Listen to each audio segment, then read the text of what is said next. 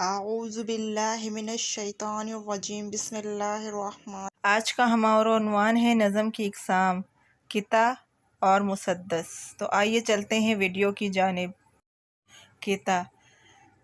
قطع شاعری کی ایک صنف ہے۔ یہ 4 مصرعوں پر مشتمل ہوتا ہے۔ قطع کے لیے اشعار کی تعداد کی قید نہیں۔ قطع میں 2 سے زیادہ اشعار ہو سکتے ہیں۔ اس کے پہلے مصرع میں قافیہ یا ردیف کی کوئی قید نہیں ہے، لیکن دوسرے مصرعے میں قافیہ لازمی موجود ہوتا ہے۔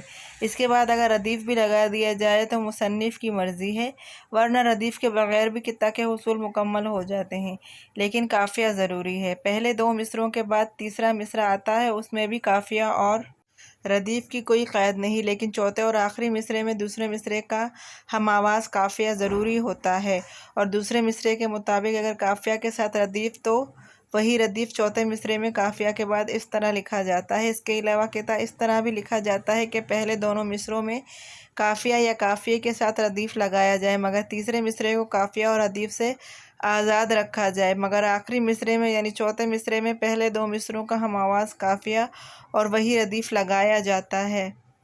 مسدس 6 مصرعوں کے ایک بند پر مشتمل شاعری کو کہتے ہیں۔ اس کے پہلے 4 مصرعے ہم قافیہ و ہم ردیف ہوتے ہیں۔ 5واں اور 6واں مصرع بھی الگ الگ قافیہ یا ردیف اور ردیف کا ہوتا ہے۔ طویل اور مسلسل منظومات کے لیے اس کا استعمال بہت ہوا ہے۔ مسدس کہنے والے شعراء میں مولانا الطاف حسین حالی کا رتبہ بہت بلند ہے۔ ان کی مد جزر اسلام بحیثیت مسدس کے ہر اعتبار سے مکمل اور لاجواب ہے۔